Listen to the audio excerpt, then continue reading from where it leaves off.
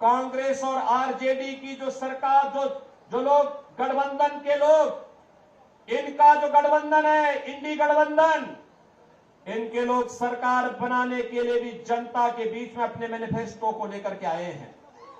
अगर आप उनके मैनिफेस्टो को देखेंगे, आपको लगेगा कि मैनिफेस्टो मुस्लिम लीग की कारस्तानी लगती है।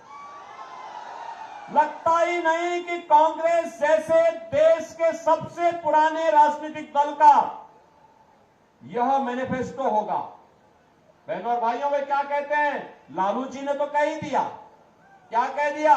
उन्होंने कहा बहनों और भाइयों कि ओबीसी का सभी आरक्षण मुसलमानों को दे देंगे। क्या आप इसको स्वीकार करेंगे? क्या इसको स्वीकार करेंगे क्या?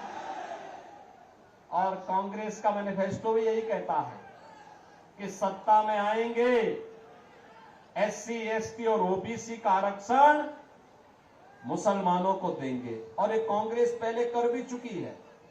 याद करिए, राधा मोहन बाबू तो सांसद थे उस समय केंद्र में, मैं भी सांसद था, और यूपीए की सरकार थी। बहनों और भाइयों, यूपीए की सरकार के समय इन्होंने 2 कमीशन गठित किए थे, एक जस्टिस रंगनाथ के नेतृत्व में और दूसरी कमीशन गठित की थी जस्टिस राजेंद्र सच्चर की अध्यक्षता में।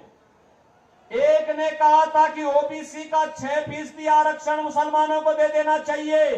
भारतीय जनता पार्टी ने विरोध किया था, कहा था कि बाबा साहब भीमराव अंबेडकर ने कहा है कि आरक्षण धर्म के आधार पर नहीं हो सकता और मुसलमान आरक्षण पाने का अधिकारी नहीं है। और सच्चर कमेटी ने कहा था कि मुसलमानों की कुछ जातियों को अनुसूचित जाति में शामिल कर देंगे तो उसको भी आरक्षण मिल जाएगा। भारतीय जनता पार्टी ने विरोध किया था, कहा था कि ये प्रस्ताव ही दलित विरोधी है।